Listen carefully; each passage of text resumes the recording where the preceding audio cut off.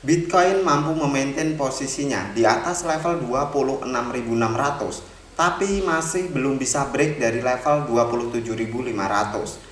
FOMC berlalu, tapi harga masih konsolidasi. Seperti apa kira-kira market akan react hal tersebut? Dan apa saja clue yang perlu kita tahu dari FOMC Press Conference tadi pagi? Simak penjelasan Uang Receh sampai akhir ya. Dan tentunya buat kalian yang belum subscribe channel Uang Receh, mari bersama-sama kita dukung channel Uang Receh dengan klik tombol subscribe-nya. Dan jangan lupa nyalakan ikon loncengnya agar setiap channel Uang Receh itu upload video terbaru, kalian langsung dapat notifikasinya. Kita mulai dari keputusan The Fed untuk pause interest rate di bulan September. Secara keseluruhan ini tidak begitu berdampak ke market karena overall kita sudah tahu akan keputusan tersebut. Suku bunga acuan bertahan pada posisi 5,25 sampai 5,5% dan merupakan tertinggi sejak 17 tahun yang lalu, tepatnya pada tahun 2006 silam. Hal ini mengisyaratkan bahwa The Fed sendiri sebenarnya masih cukup ragu soal inflasi karena beberapa data acuan masih cukup tinggi. Meski terjadi penurunan, tapi masih jauh dari angka target, yaitu 2% dan akan wait and see selama Oktober ini sambil menunggu data CPI, PPI, dan PCE akan seperti apa. Kita akan mencoba bedah maksud dari Jerome Powell pada saat press conference kemarin. Di lembar pertama, seperti biasa, di pembukaan press conference, Jerome Powell selalu mengatakan untuk tetap fokus terhadap dua mandat The Fed. Yang pertama yaitu lapangan pekerjaan maksimum dan stabilitas harga untuk warga Amerika Serikat. Jerome Powell memahami hal sulit yang melanda ketika inflasi itu tinggi, tapi The Fed berkomitmen untuk menurunkan inflasi kembali ke angka 2%. The Fed terus melakukan kenaikan suku bunga dan sekarang mencapai angka 5,25 sampai 5,5%. Secara konsisten terus mengulangi kepemilikan surat utangnya. Di sini mungkin yang dimaksud Jerome Powell adalah mengurangi jumlah uang yang beredar. Pada FOMC kali ini, The Fed memutuskan untuk menghentikan kenaikan suku bunga, tapi tetap mengurangi jumlah kepemilikan sekuritasnya. Kedepannya kita berada dalam posisi mengambil tindakan hati-hati, menentukan sejauh mana penguatan kebijakan tambahan yang mungkin dilakukan. Perkataan ini mengisyaratkan tidak menutup kemungkinan The Fed akan menaikkan suku bunga satu kali lagi kalau diperlukan dan akan memantau semua data yang masuk dengan mempertimbangkan prospek dan resikonya. Nah teman-teman, di sini yang perlu kalian garis bawahi adalah pernyataan dari Jerome Powell saat dia bilang looking ahead, we are in a position to process carefully in determining the extent of additional policy firming.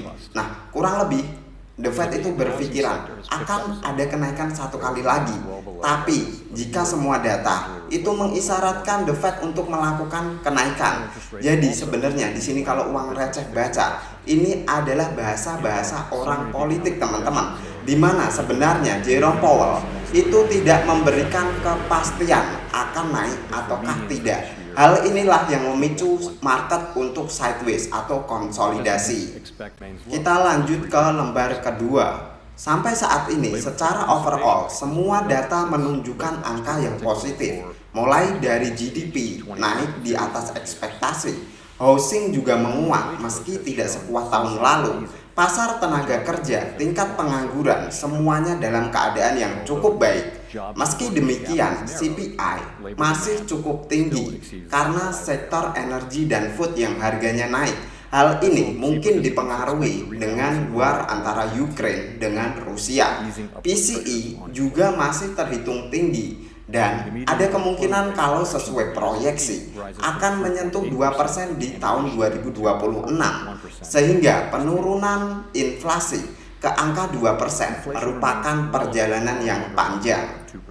Memasuki halaman ketiga, di sini ada sesuatu yang cukup menarik teman-teman menurut Uang Receh. The Fed itu memproyeksikan suku bunga di tahun 2023 sampai tahun 2025. Untuk tahun 2023 ada kemungkinan akan menjadi sekitar 5,6%. Dan di tahun 2024 akan menjadi 5,1%, dan tahun 2025 akan menjadi 3,9%. Mungkinkah ini memang sebuah clue dari The Fed bahwa cut rate baru akan dilakukan di tahun 2024 dan kemungkinan besar akan terjadi after kuartal 1 dan kuartal 2 itu berlalu.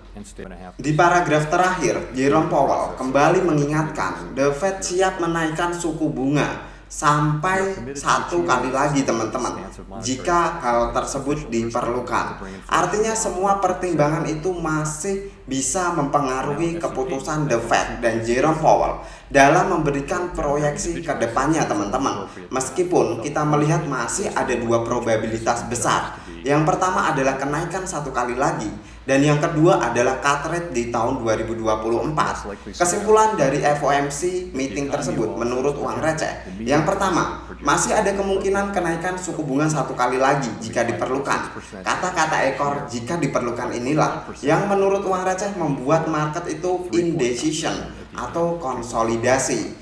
Dan kesimpulan yang kedua, cut rate akan dilakukan di tahun 2024 menurut uang receh after kuartal 1 dan kuartal kedua.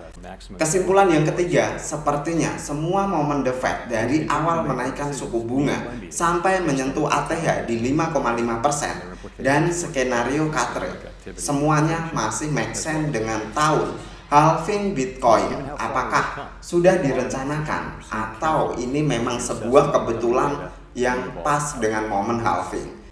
Kita masuk ke price action time frame daily. Secara struktur tidak jauh berbeda dengan analisa di video terakhir uang receh. Di sini yang perlu kita pantau adalah level support di sekitaran area 26.600 karena area tersebut merupakan SNR dari pergerakan sebelumnya, dan level resisten berada di area 27.500 merupakan level SNR juga dari pergerakan sebelumnya. Dan 1 kali lagi, menurut uang receh, potensi pump masih cukup terbuka asal Bitcoin mampu memaintain posisinya pada posisi saat ini teman-teman.